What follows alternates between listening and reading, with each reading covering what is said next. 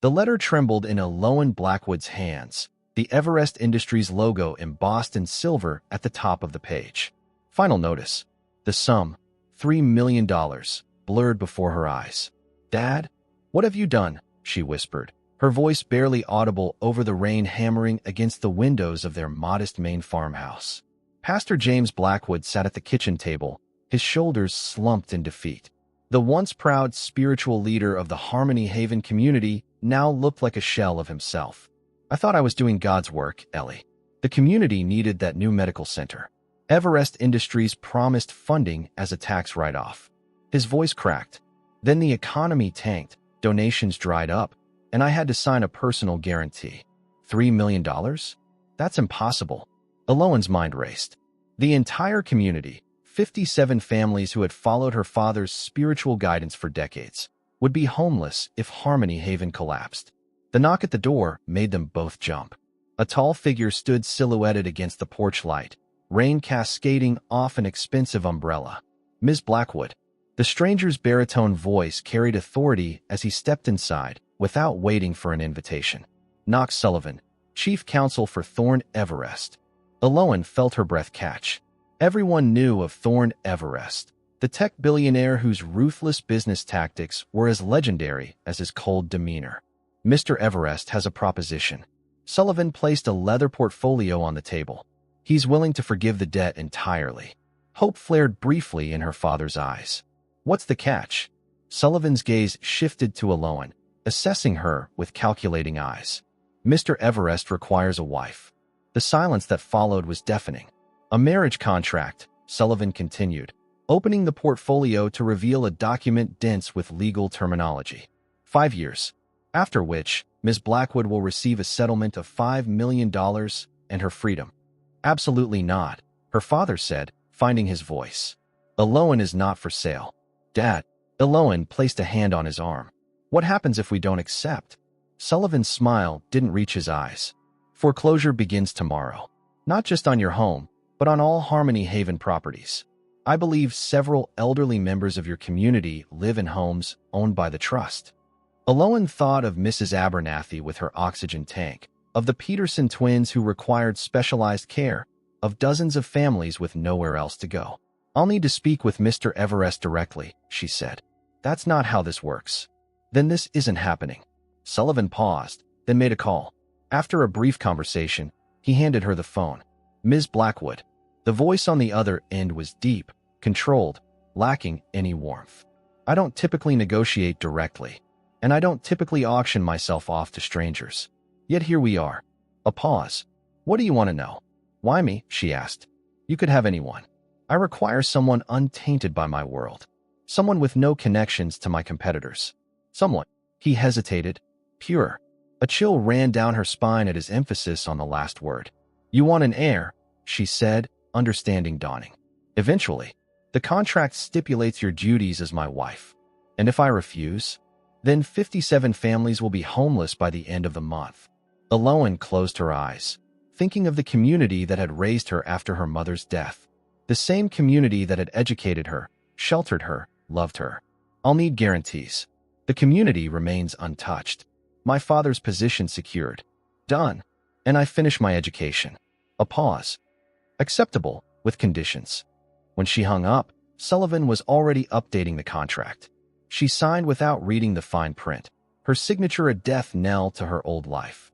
3 days later, she stood in the private hangar of Bangor International Airport, a single suitcase at her feet. Her father wept as he hugged her goodbye. "I should never have let you do this," he whispered. "It was my choice," she lied. "I'll be fine." The sleek black jet bore the Everest Industries logo on its tail. As she boarded, Lowen felt the enormity of her decision weighing on her shoulders. She'd never been farther than Portland. Now she was flying to New York City to marry a man she'd never met. The flight attendant offered champagne. Lowen declined. "First time flying?" the woman asked kindly. "First time everything," Lowen replied. When the jet landed, another sleek black vehicle awaited. The drive through Manhattan was a blur of lights and towering buildings that made Lowen feel smaller by the second. The car entered a private underground garage and stopped at an elevator requiring a fingerprint scan. Aloan realized with growing dread that she was entering a gilded cage of her own making. The penthouse apartment occupied the top 3 floors of the Everest Tower. Floor-to-ceiling windows revealed a glittering cityscape that would have been breathtaking under different circumstances. "Mr. Everest will join you shortly," the driver said, depositing her suitcase by an enormous fireplace before departing.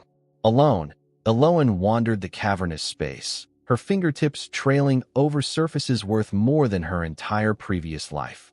When she heard the elevator doors open, she squared her shoulders and turned to face her future. Thorne Everest was nothing like she'd expected. Tall and imposing, yes, but younger than his media portrayal suggested, perhaps mid-30s. Dark hair swept back from a face that could have been carved from stone. But it was his eyes that caught her attention, green as sea glass, and completely devoid of emotion. "Ms. Blackwood." He didn't offer his hand. "Welcome to your new home, Mr. Everest." She lifted her chin. "I believe I'm here to sign another contract." A flicker of something, surprise, perhaps, crossed his face before the mask returned.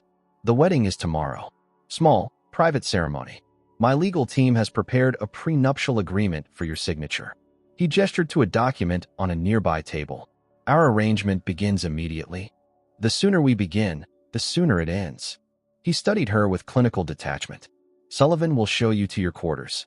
Dinner is at 8. I suggest you rest before then." He turned to leave. "Mr. Everest," she called after him. When he paused without turning, she continued, "I may have sold 5 years of my life, but I haven't sold my dignity. Remember that." He looked back then, and for an instant, something that might have been respect flashed in those cold eyes. "5 years, Ms. Blackwood. Then you'll have all the dignity money can buy." The door closed behind him, leaving Aloan alone with the realization that surviving the next 5 years would require strength she wasn't sure she possessed.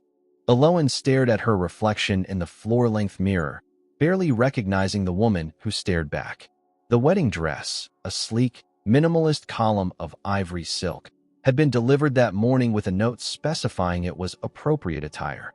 No input requested, no alternatives offered. A knock at the door interrupted her thoughts. "Ms. Blackwood, the car leaves in 20 minutes. It was Sullivan's voice, as impersonal as ever. The ceremony, if one could call it that, took place in Thorne's private office on the executive floor of Everest Tower. No flowers, no music, no guests. Just a judge who seemed familiar with Thorne's business dealings, 2 witnesses from the legal department, and Sullivan documenting everything with cold efficiency. "You may kiss the bride," the judge announced after they exchanged the bare minimum of vows. Thorne leaned forward and pressed his lips briefly against hers, a corporate handshake in kiss form. His cologne smelled of cedar and something darker, more complex. His lips were surprisingly warm against her cold ones. "Congratulations, Mrs. Everest," Sullivan said, handing her another document to sign. "Your father has been informed of the completion of the ceremony." And just like that, she was married. The remainder of the day passed in a blur of paperwork and protocols. Biometric scans for building access. Bank accounts established. Personal shopper appointments scheduled. A detailed itinerary of acceptable activities. A security briefing from a stone-faced man named Donovan who would apparently shadow her every public move. By evening, Aloan was both exhausted and restless, pacing her assigned suite, a beautifully appointed prison cell that occupied the entire east wing of the penthouse. "Your presence is requested for dinner," announced a crisp female voice through an intercom system. Aloan followed the instructions to the formal dining room, a cavernous space dominated by a table that could seat 20 but was set for only 2, separated by an expanse of gleaming mahogany. Thorne stood as she entered, a perfunctory gesture devoid of warmth. "Mrs. Everest. Is that what I'm to be called now?" "Not Aloan. Not even Ellie. Our public personas require formality. In private, Aloan is acceptable." She took her assigned seat, noting the elaborate place setting with multiple forks and spoons. Growing up in a religious community had hardly prepared her for the intricacies of fine dining. "There are rules," Thorne said without preamble as the first course was served by silent staff. "For your safety and for the protection of Everest Industries. I assumed as much from the inch-thick protocol manual I received." He continued as if she hadn't spoken. "You'll have access to the penthouse, the private Everest Tower facilities, and approve public venues when accompanied by security. Your communications will be monitored. Your interactions with the press will be scripted. Your wardrobe has been selected to project the appropriate image. Aloan set down her soup spoon. And what image is that? The devoted wife of one of the richest men in America. His green eyes met hers across the table. An illusion worth maintaining for both our sakes. I agreed to be your wife for 5 years, not your prisoner. The distinction is semantic at best. He took a sip of wine. You'll find I've been generous with your allowance. You may pursue your education as discussed, though only through approved online programs. And my family, the community, safe as promised. All debts forgiven. I've established a trust to maintain their current standard of living. She should have felt relieved. Instead, she felt purchased, packaged, and shelved like an acquisition. The dinner continued in strained silence until a third presence entered the room. A tall, striking woman with silver-streaked black hair pulled into a severe bun. She moved with feline grace, placing a tablet in front of Thorne without acknowledging Aloan's existence. The Beijing numbers, she said, her voice carrying a hint of something Aloan couldn't place. And the Jensen team is requesting an urgent meeting. Thank you, Meridian. Thorne finally gestured toward Aloan. My wife, Aloan. Aloan, this is Meridian Voss, my chief of staff. Meridian's dark eyes swept over Aloan with barely concealed disdain. So the rumors are true. You actually went through with this arrangement. Meridian, Thorne's voice carried a warning. Of course, congratulations are in order. Meridian's smile never reached her eyes. I'm sure you'll be very comfortable here. The implication was clear. Aloan was a commodity, not a partner. Thank you, Ms. Voss. I'm still adjusting to my golden cage, but the view is spectacular. Aloan matched Meridian's insincere smile. Thorne looked up from the tablet, his expression unreadable. We'll discuss the Jensen situation in my office after dinner.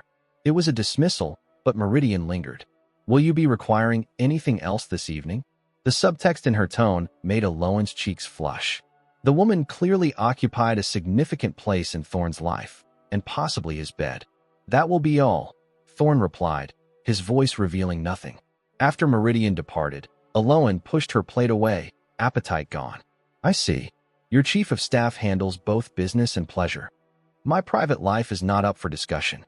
It became my business when I signed that contract. Thorne set down his fork with precise control. Our arrangement is for appearance and eventual procreation. Nothing more. My personal relationships remain my concern alone. At least be honest enough to admit you bought yourself a broodmare, not a wife. A muscle twitched in his jaw, the first genuine reaction she'd seen from him. You're upset. How observant. This situation will be easier if you accept the reality of our arrangement, which is a business transaction benefiting us both. His voice softened marginally. I don't expect you to understand the complexities of my position, but appearances matter in my world.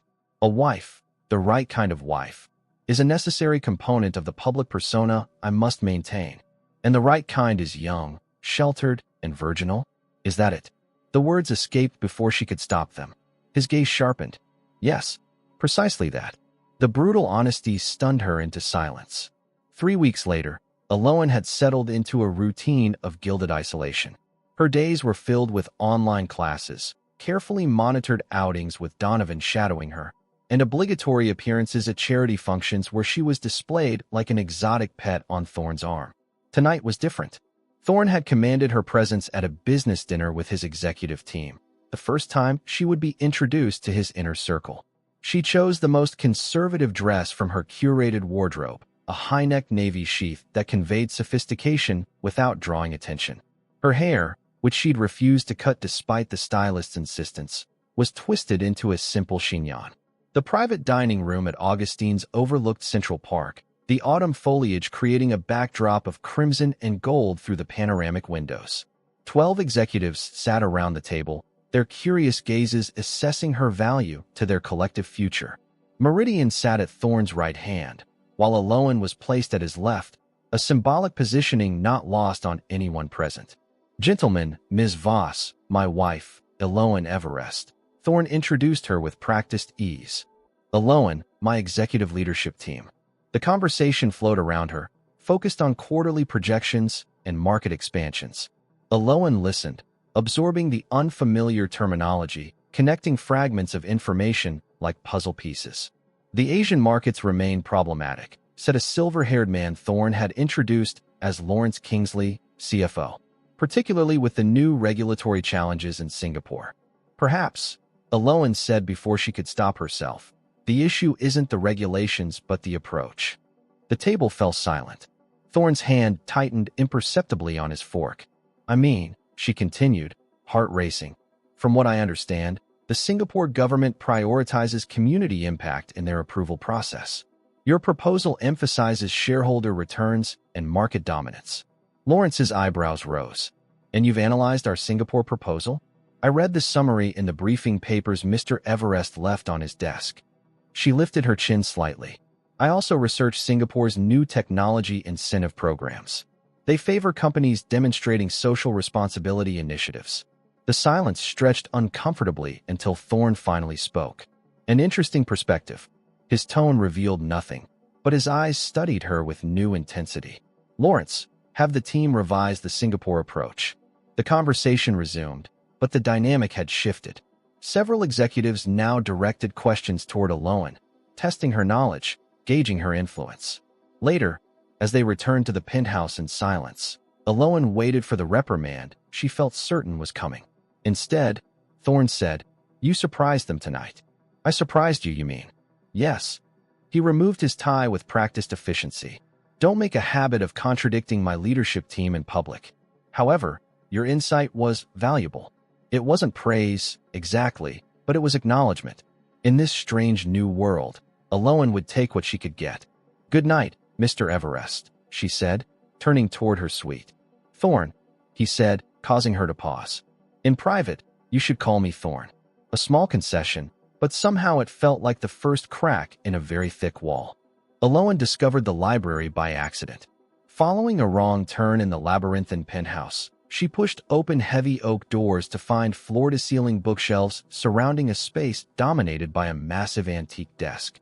The room smelled of leather and paper, a welcome change from the sterile modernity of the rest of the penthouse. She ran her fingers along leather-bound spines, stopping at a collection of financial texts. On impulse, she pulled one out, Modern Portfolio Theory and Investment Analysis. That's rather dense reading for someone with no financial background. Aloan startled, nearly dropping the book. Thorne stood in the doorway, his suit jacket discarded, shirt sleeves rolled up to reveal muscular forearms. I didn't realize this room was off limits, she said, making to replace the book. It's not.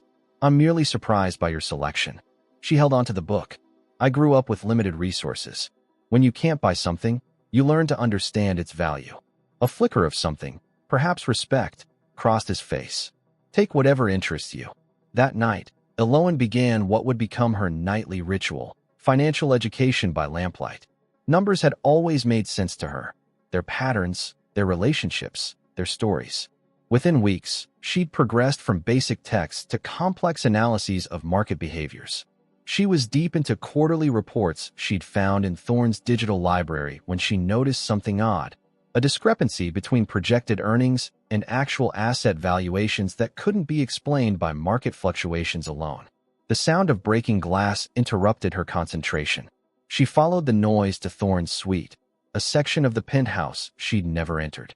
The door stood ajar, revealing Thorne thrashing in his bed, sheets twisted around his body, sweat glistening on his bare chest. No, he muttered, don't touch them.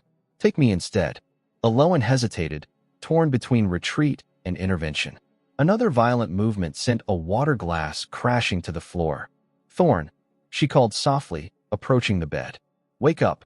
His eyes flew open, wild and unfocused. In one fluid motion, he grabbed her wrist, yanking her down and pinning her to the mattress, his other hand at her throat. Thorne, it's me, she gasped. Aloan, you're having a nightmare. Recognition slowly dawned in his eyes. He released her immediately, backing away as if burned. Get out, he said, voice raw. You're bleeding. She pointed to where glass had cut his foot. It's nothing. Leave. Let me help. I said get out. The roar was primal, wounded.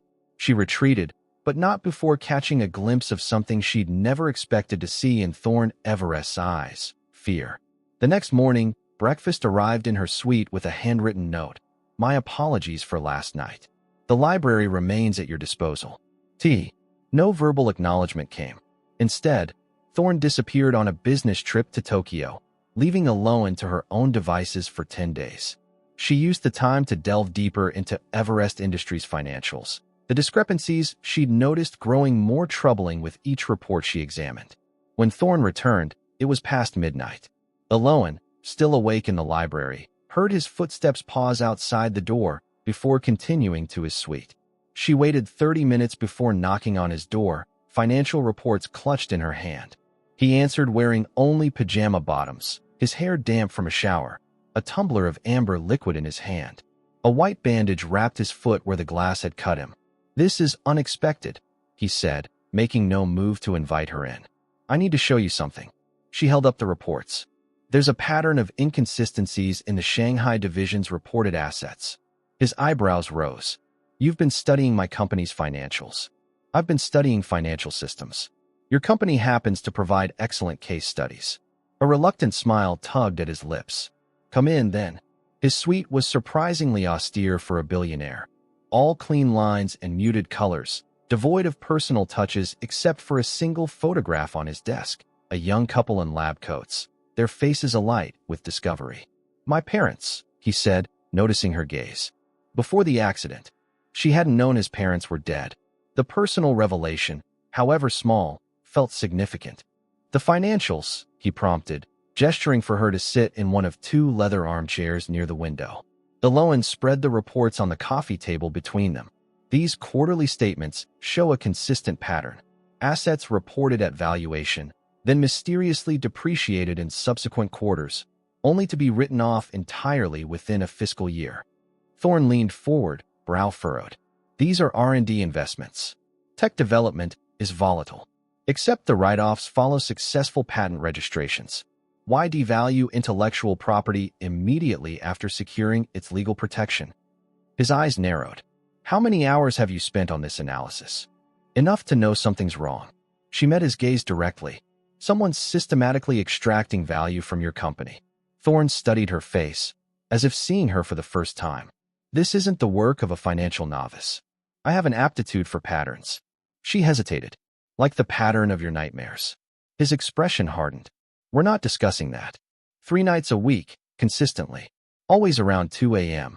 Always the same plea. He stood abruptly, moving to the window. You've been monitoring me. The walls between our suites aren't soundproof.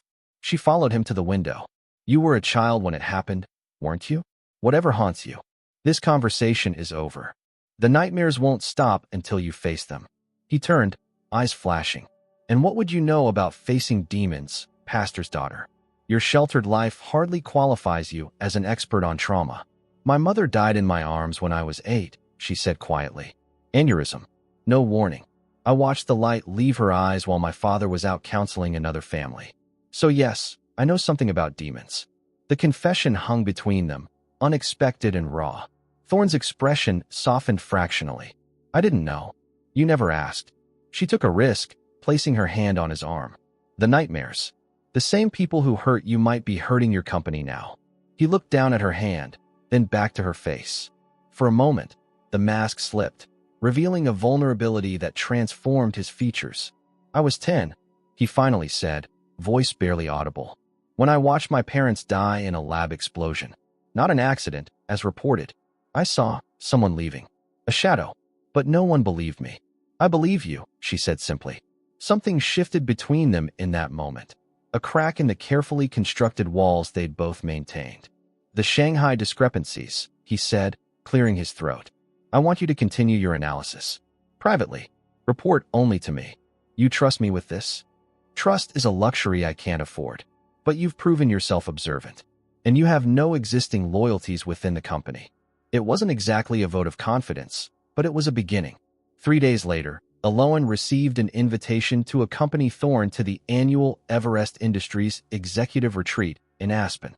The card specified business attire for most events, with formal wear required for the culminating gala. Meridian Voss delivered the invitation personally, her customary disdain barely concealed. How domestic you look, she commented, finding Aloan curled up with financial statements in the library. Thorn must find your naivete refreshing after years of sophisticated companionship. I imagine he finds honesty refreshing in any context, Ms. Voss. Meridian's smile turned predatory. Honesty? Is that what you're selling? Strange. I thought it was your unsullied virtue. Aloan set aside her papers. What exactly is your problem with me, Ms. Voss? You're a temporary solution to a permanent position. A country girl playing dress-up in a world she doesn't understand. Meridian moved closer, lowering her voice. He'll tire of you once the novelty wears off. They always do. Thank you for the invitation, Aloan said calmly, taking the envelope. That will be all. Meridian's eyes narrowed at the dismissal, Thorn's words in Aloan's mouth. After she left, Aloan returned to the financial statements with renewed determination. If she was indeed temporary, she would make her mark on Everest Industries before her time expired. That night, when Thorn's nightmare began, Aloan didn't hesitate. She entered his room silently, sitting beside his thrashing form. Instead of waking him, she simply took his hand. You're safe, she whispered. No one can hurt you now. Gradually, his breathing steadied, his grip on her hand relaxing. She stayed until he settled into peaceful sleep, then quietly withdrew. Neither of them mentioned it the next morning, but something fundamental had changed. The wall between them had cracked, allowing a sliver of light to penetrate the darkness of their arranged marriage. The Aspen Retreat compound sprawled across 30 private acres, its rustic luxe buildings nestled among snow-dusted pines. Aloan stood at the window of their private chalet, watching Everest executives arrive in a procession of black SUVs. You'll be seated next to me at all official functions, Thorn said, adjusting his cufflinks. Lawrence has arranged a spa day for the spouses tomorrow during our strategy session. I'd prefer to attend the strategy session. Thorn paused. That's not customary. Neither is marrying a stranger to save a religious community, yet here we are. His lips twitched almost imperceptibly. Fair point. I'll make arrangements. The welcome dinner that evening was an exercise in corporate theater. Aloan observed the subtle power dynamics at play. Who spoke? Who listened? Who interrupted? Lawrence Kingsley, the silver-haired CFO, commanded nearly as much deference as Thorn. Meridian circulated like a shark, her attention fixating on a striking man Aloan didn't recognize. Who's that? She whispered to Thorn. Julian Westbrook, Helios Corporation, our primary competitor. His voice hardened. An unusual addition to our retreat. Invited by Lawrence. A peace offering apparently. Thorn's skepticism was evident. Later, escaping for air on a secluded terrace, Aloan overheard voices from the shadows beyond. The board will understand once it's done, said a voice she recognized as Lawrence's. Everest has become a liability under Thorn's leadership. The merger timeline seems aggressive, replied Julian Westbrook's smooth tenor. The quarterly numbers will force his hand, Lawrence continued, especially once the Shanghai losses become public. And the wife? She's an unexpected complication. A naive child playing at business. She'll be neutralized. Aloan retreated silently, heart pounding. The financial discrepancies suddenly made perfect sense, deliberately engineered to weaken Thorn's position. She found him in their chalet, reviewing presentations. We need to talk. 20 minutes later, Thorn paced before the fireplace, expression thunderous. You're certain those were their exact words? Yes. They're orchestrating a hostile takeover through Helios. He ran a hand through his hair, a rare gesture of agitation. Lawrence has been with me since the beginning. I trusted him. People change, especially when power is involved. I need evidence before confronting him. The Shanghai documents. Suggestive, but not conclusive. He stopped pacing. We continue as planned. You keep watching. I'll accelerate the internal audit. The strategy session the next day crackled with tension only Aloan and Thorn could understand. Lawrence presented glowing projections while Julian Westbrook observed from the sidelines, ostensibly as a potential strategic partner. That evening, the gala transformed the main lodge into a winter wonderland. Aloan wore a midnight blue gown that left her shoulders bare, her auburn hair cascading in loose waves. When she emerged from the bedroom, Thorn stared, momentarily speechless. You look, he began, then cleared his throat. Appropriate. The gala buzzed with champagne-fueled networking. Aloan remained at Thorne's side, noting which executives clustered around Lawrence and Julian. "Dance with me," Thorne said suddenly as the orchestra began a waltz. He led her onto the floor with surprising grace, one hand at her waist, the other clasping hers. The touch was electrifying. "Everyone's watching," she murmured. "Let them." His eyes, usually guarded, held something new, a warmth she'd never seen before. "You've exceeded every expectation, Aloan." The admission startled her. Is that a compliment from the great Thorne Everest? A fact, nothing more. But his fingers tightened slightly on her waist, betraying him. The music swelled as he guided her through a turn, their bodies drawing closer. For a moment, the conspiracy surrounding them faded, leaving only this unexpected connection. Then Meridian appeared at their side. "Thorne, Julian is requesting a word." The spell broke. Thorne stepped back, his mask sliding back into place. "Continue enjoying the evening," he told Aloan. "I'll return shortly." Alone, Aloan circulated cautiously, gathering fragments of conversation. She was heading toward the bar when Julian Westbrook intercepted her. "Mrs. Everest, a pleasure to finally meet properly." His charm was practiced, predatory. Before she could respond, he guided her into an alcove. "I understand you've been analyzing the Shanghai accounts." Impressive for someone with no formal training. Ice filled her veins. "I don't know what you're talking about." "Let's not pretend." His smile never reached his eyes. "Thorne is going down. You could negotiate a much better arrangement with new leadership. I'm loyal to my husband. Loyalty is expensive and temporary." She tried to step around him, but he caught her arm, pulling her close enough that anyone observing would see apparent intimacy. A camera flash popped. "What are you doing?" she hissed. "Insurance," he murmured, releasing her. "Sleep well, Mrs. Everest." She found Thorne in heated conversation with Lawrence. Both men fell silent as she approached. "We're leaving," Thorne said abruptly. Back at the chalet, he exploded. "What the hell were you thinking?" He thrust his phone at her. On the screen was a photo. Julian leaning intimately close to her, her expression unreadable. "It's not what it looks like," she began. "It looks like my wife conspiring with my enemy." He approached me. "I was trying to get away when the photo was taken." "Convenient. You really think I'd betray you? After everything I've discovered?"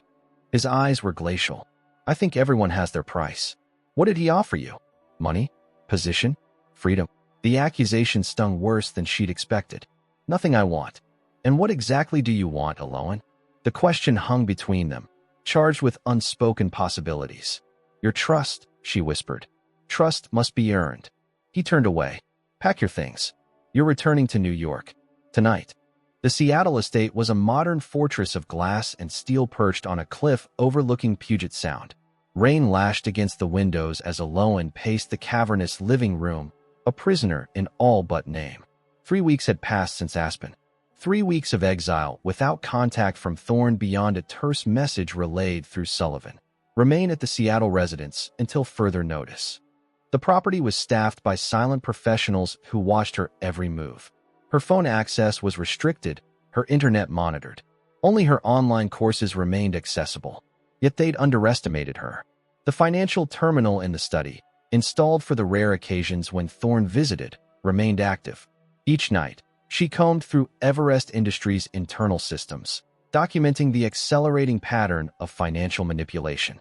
"Ms. Aloan," announced the housekeeper, "a package has arrived for you." The unmarked box contained a burner phone with a single program number. Aloan hesitated before dialing. "I was beginning to think you'd never call," said a familiar voice. Dr. Walcott, the Everest Industries physician who had treated her for migraines after her arrival in New York. "Call me Lyra. I don't have much time. Thorne asked me to check on you." Aloan's heart skipped. He did, not explicitly, but he's been asking questions that suggest concern. "Where is he?" "Singapore." The board called an emergency meeting. "Lawrence is making his move, pushing for a merger with Helios. The conspiracy was accelerating. I need to reach him." "Impossible. He's surrounded by Lawrence's people. That's why I sent this phone. What you discovered in Aspen, there's more, isn't there? Evidence of deliberate financial sabotage dating back 8 months. Enough to prove Lawrence and Julian are working together. Can you send it?" "Not electronically. Everything's being monitored. Hold on to it. I'm working on extraction." "Extraction?" "Getting you back to New York. Stay ready." The line went dead. 2 nights later, alarms shattered the pre-dawn silence. Red emergency lights bathed the house as security guards rushed through the halls. Eloan's door flew open. A mountain of a man with an Everest security badge stood there. "Mrs. Everest, we need to move. Now." "What's happening?" "Breach in the perimeter system. Possible hostile entry." He handed her a go bag. "Dr. Walcott sent me. 2 minutes." She grabbed the flash drive containing her evidence and followed him through a service tunnel that led to a helicopter pad. "Thorne doesn't know you're coming," the security officer shouted over the roar of the rotors. The situation's deteriorated. The flight to the private airstrip took 15 minutes. A Gulfstream waited, engines already spooling. Eloan spent the flight to New York reviewing her evidence. The conspiracy was more extensive than she'd initially realized. Lawrence had been systematically undermining Thorne for years, positioning Helios as Everest's savior. But why? Lawrence had been wealthy beyond measure through his Everest holdings. What would drive him to such elaborate betrayal? The answer came in a footnote on an archived document. Ryland Phoenix, Helios Corporation's reclusive founder, had once been Lawrence's classmate at MIT. When the jet landed at Teterboro, Dr. Walcott was waiting. The elegant neurosurgeon's usually composed face was drawn with worry. "Thorne's been shot," she said without preamble.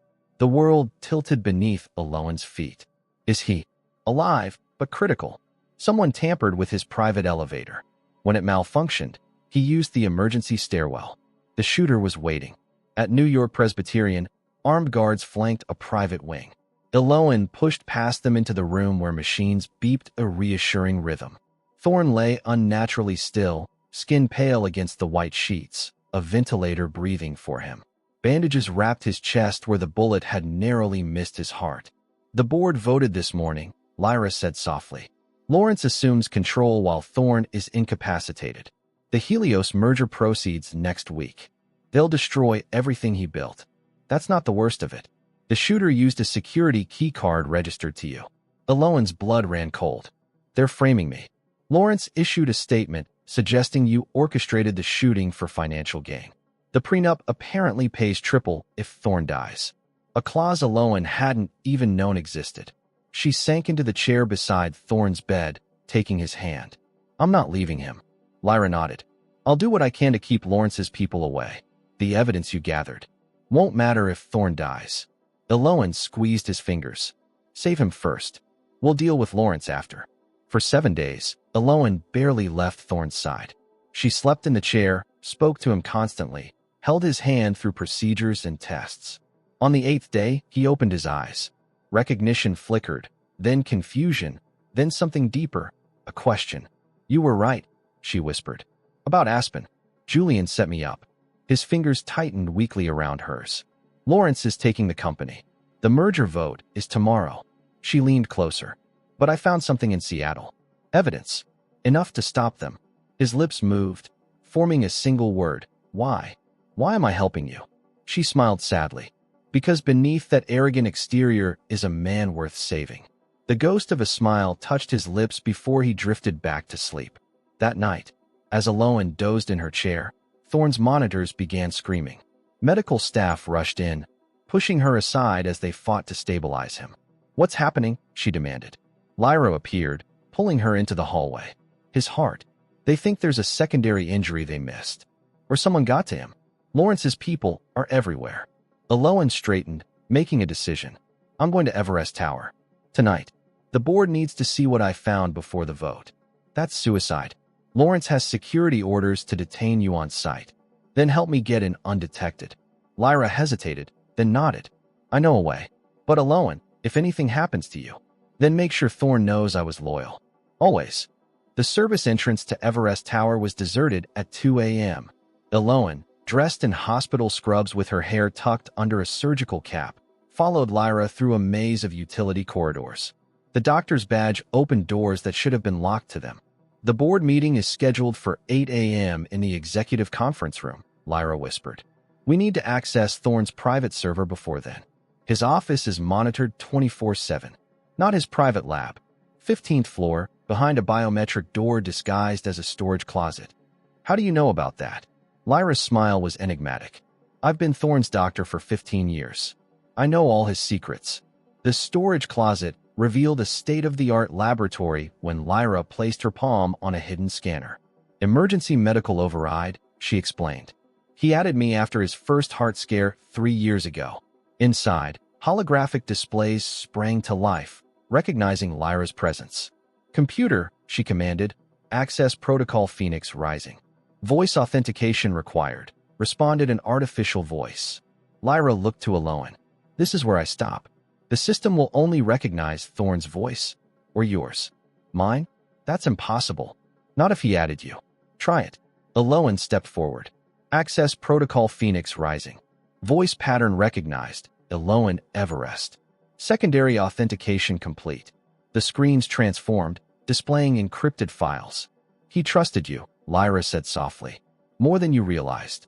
Aloan swallowed the emotion threatening to overwhelm her. We have work to do.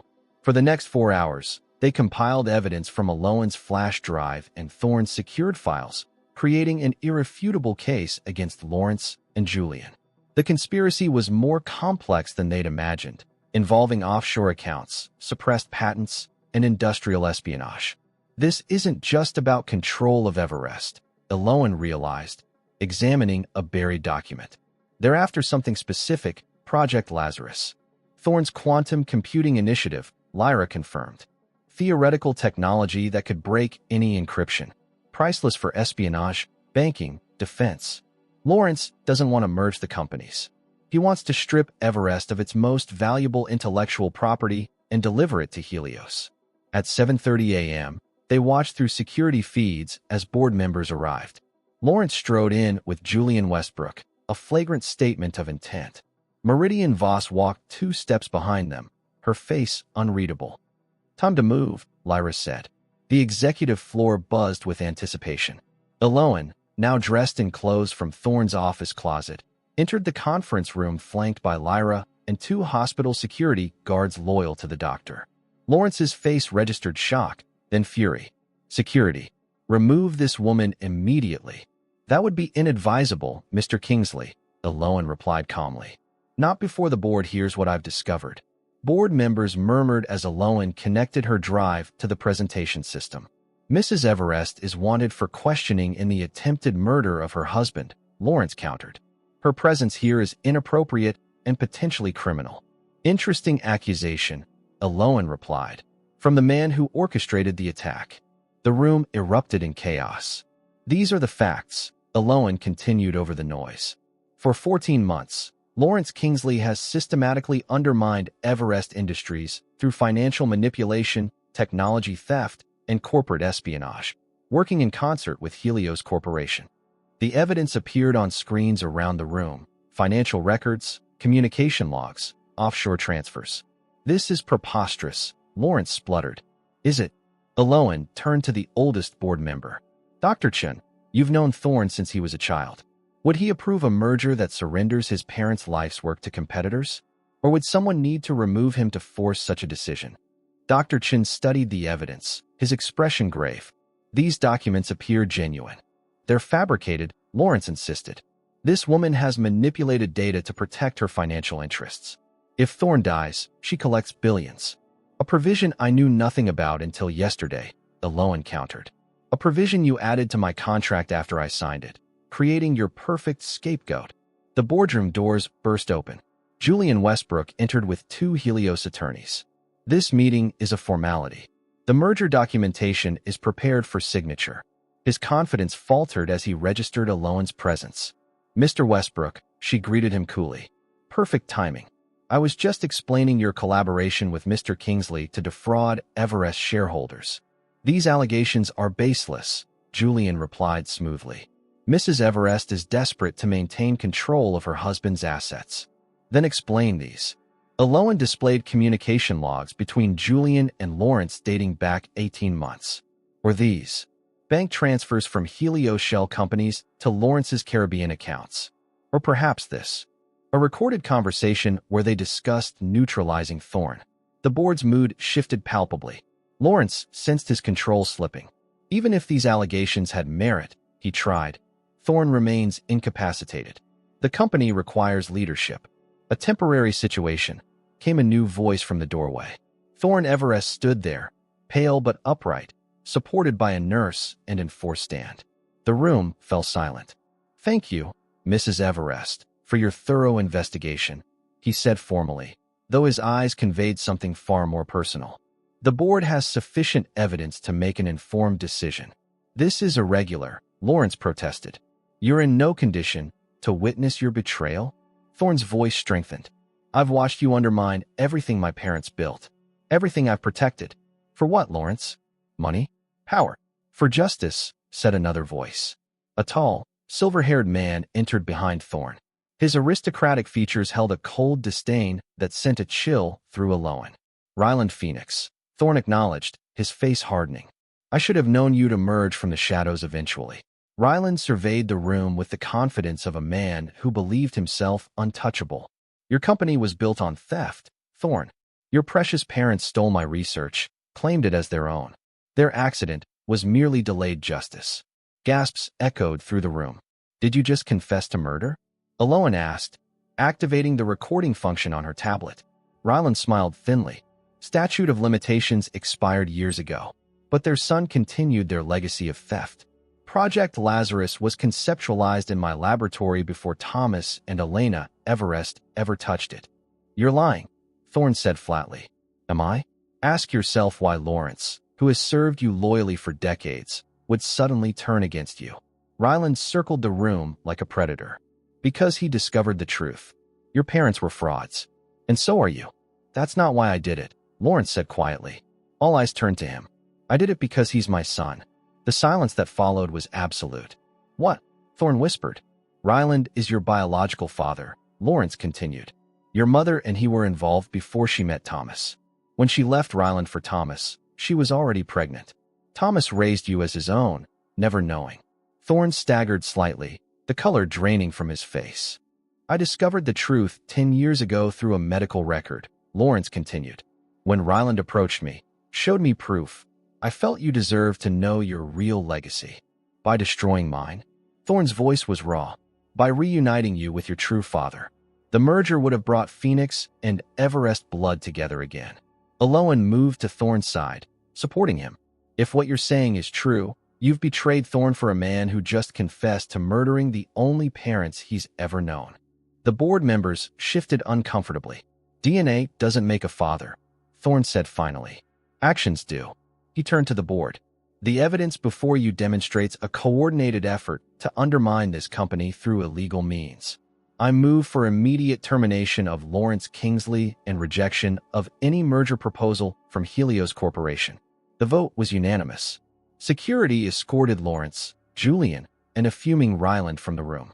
As the board dispersed, Thorne's strength finally failed him. Aloan caught him as he swayed. "You shouldn't be out of hospital," she murmured, helping him to a chair.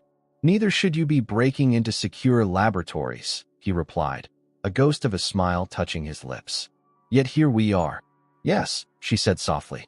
"Here we are." For a moment, something unspoken passed between them, acknowledgement of a bond forged through crisis. Then Thorne's expression shuddered. "You should return to Seattle. I need time to process what's happened." The dismissal felt like a physical blow. "Of course," Aloan replied, straightening. "Congratulations on saving your company." She turned to leave, dignity intact despite the pain crushing her chest. "Aloan," he called after her. She paused without turning. "Thank you." Two simple words, yet somehow they felt like goodbye. The Manhattan winter wrapped the city in a crystalline chill, endless gray skies reflecting Aloan's mood. 1 month since the boardroom confrontation. 1 month of deafening silence from Thorne. She had moved from the penthouse to a brownstone in Brooklyn, a property in the Everest portfolio that Sullivan had arranged at her request. It was beautiful but felt hollow, like everything else in her new existence. CNN played in the background as she reviewed financial textbooks for her online MBA program. Everest Industries stock rebounded today, following CEO Thorne Everest's first public appearance since his near-fatal shooting. The tech billionaire unveiled plans for accelerated development of the company's quantum computing division. The screen showed Thorne looking gaunt but commanding at a tech conference, his voice strong as he outlined his vision. No mention of Ryland Phoenix's claims. No acknowledgement of the corporate coup he'd survived. No mention of her. Eloan switched off the television. Her phone chimed with a message from Lyra.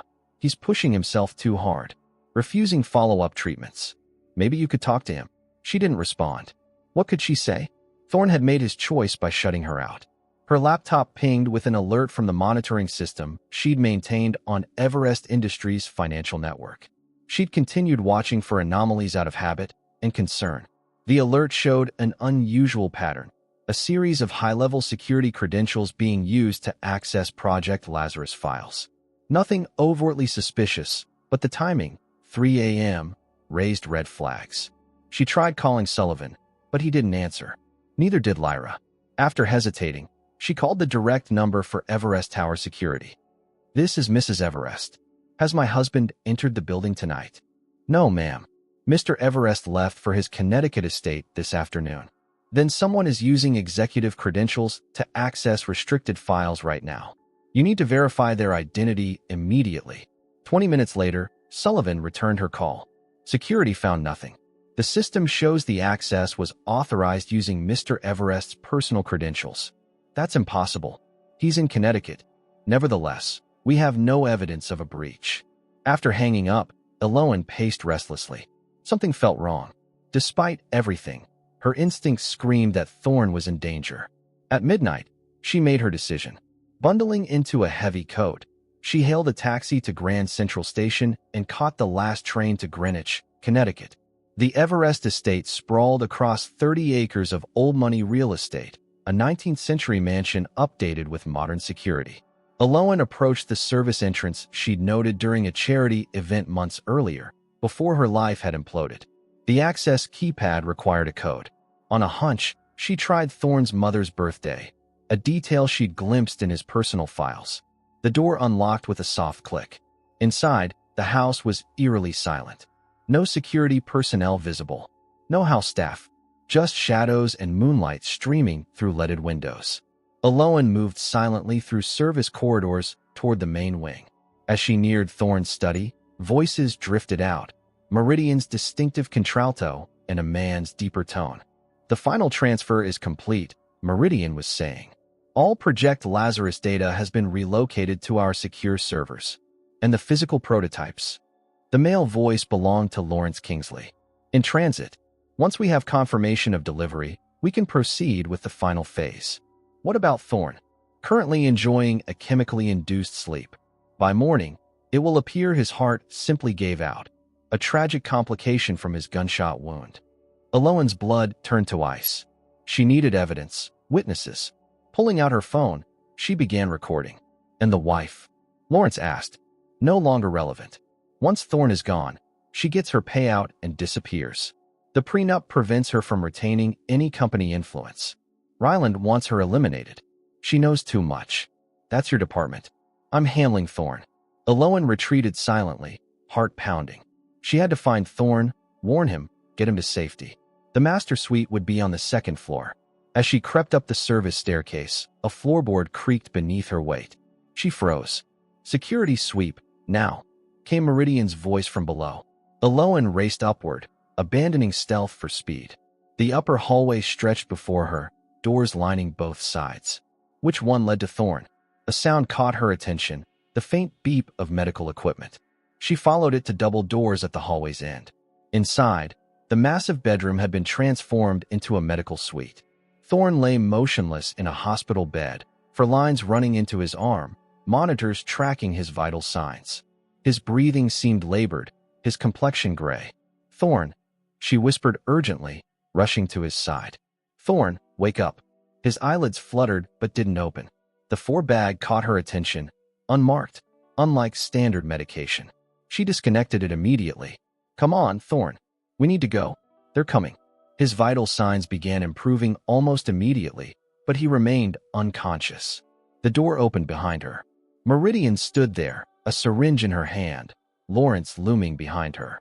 "How predictable," Meridian drawled. The devoted wife rushing to her husband's rescue. "Step away from him," Eloan demanded, positioning herself between them and Thorne. "I've always wondered what he saw in you." Meridian continued, advancing slowly. "So unremarkable, so provincial. Yet somehow, you kept surprising him, kept making him believe in something more than cold business transactions. That's because there is more, Eloan replied. Something you wouldn't understand. Lawrence stepped forward. Enough theatrics. Security is sweeping the grounds. It's over, Mrs. Everest. Is it? Eloan held up her phone. I've been recording everything. Your voices, your plans for murder. It's already uploaded to a cloud server that will release to the police if I don't enter a code every hour. Meridian's eyes narrowed. You're bluffing. Am I? I lived with Thorne Everest for months. I learned from the best. A soft groan from the bed drew their attention. Thorne was stirring, fighting through the sedation. Lawrence lunged forward, but Eloan was faster, grabbing a heavy crystal vase and swinging it at his head. It connected with a sickening crack, and he crumpled. Meridian raised the syringe like a weapon. You should have stayed in your little religious commune, Eloan. You don't belong in this world. Neither do you anymore. The voice came from the doorway, where Dr. Lyra Walcott stood with 2 armed security officers. Drop it, Meridian. Meridian's composure finally cracked. You don't understand. Ryland promised us everything. Control of both companies once Thorne was gone. While you were busy betraying my trust, Thorne said weakly from the bed. Eloan was earning it. His hand found Eloan's, squeezing it weakly. I heard everything. As security took Meridian and the unconscious Lawrence away, Lyra rushed to examine Thorne. They were poisoning you slowly, she confirmed after checking his vital signs. Digitalis. Mimic's heart failure. Another hour, and you would have been beyond saving. How did you know to come? Eloan asked her. I didn't. But after you called security, they contacted me. When I couldn't reach Thorne directly, I drove out here. Later, after Thorne had been stabilized and police had taken statements, Eloan sat beside his bed as dawn broke over the estate grounds. Why did you come? He asked softly. After I shut you out? Because whether you believe it or not, I care what happens to you. She met his gaze directly. Despite everything, I needed space to process Lawrence's claim about Ryland being my father. And I had Lyra run a DNA test. His expression darkened. It wasn't true. Just another manipulation. Relief flooded her face before she could mask it. You're glad? Of course. No one should discover their father is a murderer. Thorne studied her face. That's not the only reason you're relieved. Eloan looked away. I should go? You need rest. Eloan. His voice stopped her as she rose. I made a mistake. Pushing you away. You were processing trauma. It's understandable. No. He shook his head. I was afraid. The great Thorne Everest afraid? She attempted a smile. Terrified. His eyes held hers. You saw through every wall I built. Knew me better after months than people who've surrounded me for decades.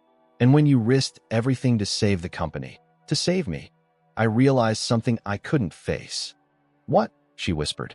That our arrangement had become something else. Something real. The words hung between them, charged with possibility. And now, she asked. Now I'm asking you to come home. Not as part of our contract, but because the penthouse isn't home without you. Before she could respond, his phone rang. Sullivan, with news that Ryland Phoenix had fled the country, taking key Project Lazarus data with him. The moment shattered, reality intruding once more. You should rest, Eloan said, rising. We can talk when you're stronger. She left him then, her heart in turmoil. His words offered everything she hadn't known she wanted until that moment. Yet the timing felt wrong, vulnerability induced by trauma and medication. Lyra found her in the garden, tears streaming silently down her face. He'll recover fully, the doctor assured her. The poison didn't cause permanent damage. It's not that. Eloan wiped her eyes. I don't know what's real anymore. This arrangement, these feelings. Sometimes the most meaningful connections begin in unlikely circumstances. Lyra sat beside her. The question is, what do you want, Eloan? Beyond contracts and obligations? Eloan gazed toward the horizon, where the winter sun struggled to break through clouds. I want truth, she said finally, before anything else can begin. 3 days later, Eloan stood at the window of her Brooklyn brownstone, watching snow blanket the street in pristine white. The silence of her phone felt deafening. A car appeared through the curtain of snowflakes, a sleek black SUV that stopped directly outside. Her heart stuttered as Thorne emerged, looking stronger than he had in the Connecticut estate, but still bearing the marks of his ordeal. Her doorbell rang. She counted to 10 before answering. "You could have called first," she said. "Would you have answered?" Thorne stood on her doorstep, snowflakes melting in his dark hair. She stepped aside to let him enter. The brownstone suddenly felt inadequate under his scrutiny. "I've been thinking about truth," he said without preamble. "You wanted truth before anything else could begin between us." "Yes." He handed her a thick envelope. "Start with this." Inside were DNA test results confirming Ryland Phoenix was not his biological father, along with documentation proving Lawrence had fabricated the claim as part of their conspiracy.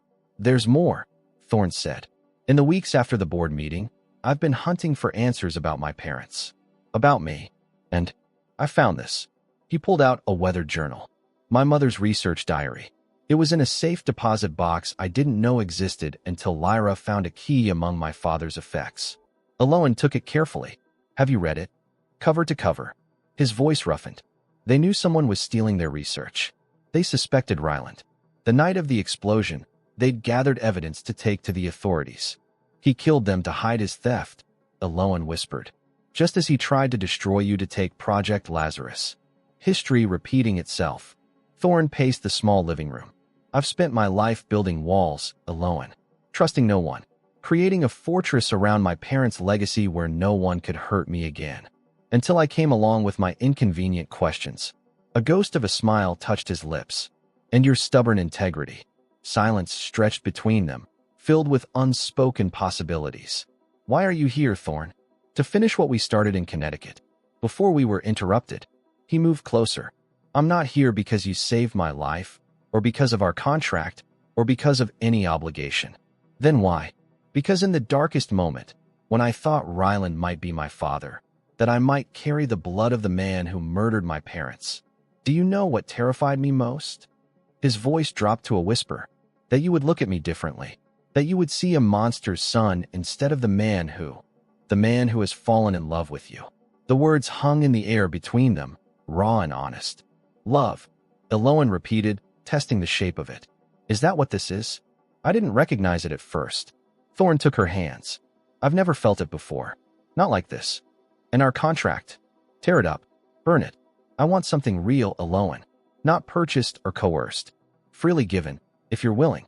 Instead of answering, she rose on tiptoes and pressed her lips to his. Unlike their cold wedding kiss, this one ignited something neither had expected from their arranged beginning. Passion, tenderness, and a promise of something lasting. When they finally parted, Thorne rested his forehead against hers. "Is that a yes?" "It's a beginning," she replied. "The rest we'll write together." 6 months later, they stood hand in hand in the wreckage of a long-abandoned laboratory in upstate New York, the site where Thorne's parents had died. FBI agents swarmed the property, gathering evidence from a hidden room Ryland had maintained after the explosion.